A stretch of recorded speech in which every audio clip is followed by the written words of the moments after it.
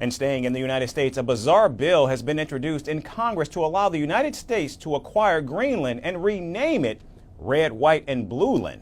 The bill was presented by Republican lawmaker Earl Buddy Carter from Georgia, and it seeks to authorize President Donald Trump to buy the autonomous Danish territory. Now announcing the bill, Carter said he wants his negotiator-in-chief to ink the monumental deal with the world's largest island. America is back and will soon be bigger than ever with the addition of Red, White, and Blueland. President Trump has correctly identified the purchase of what is now Greenland as a national security priority, and we will proudly welcome its people to join the freest nation to ever exist when our negotiator-in-chief inks this monumental deal. Now, the bill will not only allow Greenland's purchase, but also require the federal government to rename it on official maps and documents. Meanwhile, Denmark's politicians have criticized the bill, calling it absurd and out of touch with reality. There is clearly a need for more adults in the room when the U.S. administration formulates foreign policy. If these people can't see how absurd they appear, they are out of touch with reality. Greenland is not for sale. And the only thing the U.S. achieves with this behavior is alienating one of its most loyal and reliable allies in Europe.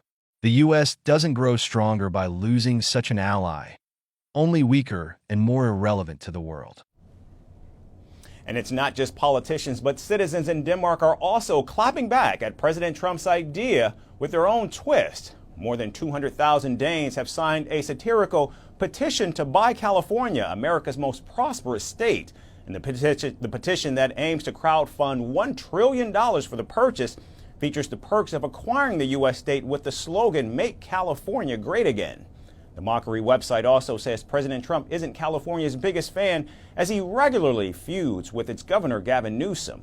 Now, Donald Trump began floating the idea of acquiring Greenland during his first term and has been fixated on it since his re-election.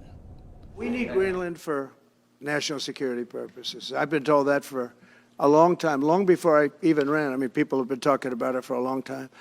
You have approximately 45,000 people there. People really don't even know if Denmark has any legal right to it. But if they do, they should give it up because we need it for national security. That's for the free world. I'm talking about protecting the free world.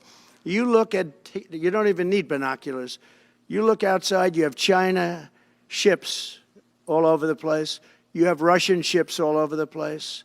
We're not letting that happen. We're not letting it happen. And if Denmark wants to get to a conclusion, but nobody knows if they even have any right, title, or interest. The people are going to probably vote for independence or to come into the United States. But if they did do that, then I would tariff Denmark at a very high level. Now, both Greenland and Denmark's leaders have repeatedly rejected President Trump's proposal, saying the mineral-rich territory is not up for sale. We're calling the show Vantage. We hope you like what we put together for you. Touted as the minimum defense from that video.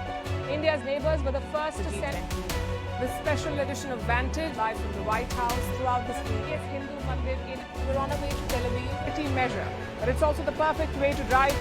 I don't think Prime Minister of Bhutan, Sheryl Tagwe. Welcome to 60% of the world's office, Prime Minister Modi. Divyan, we were actually how are you doing? How do you like? It's been 1 year since that meeting.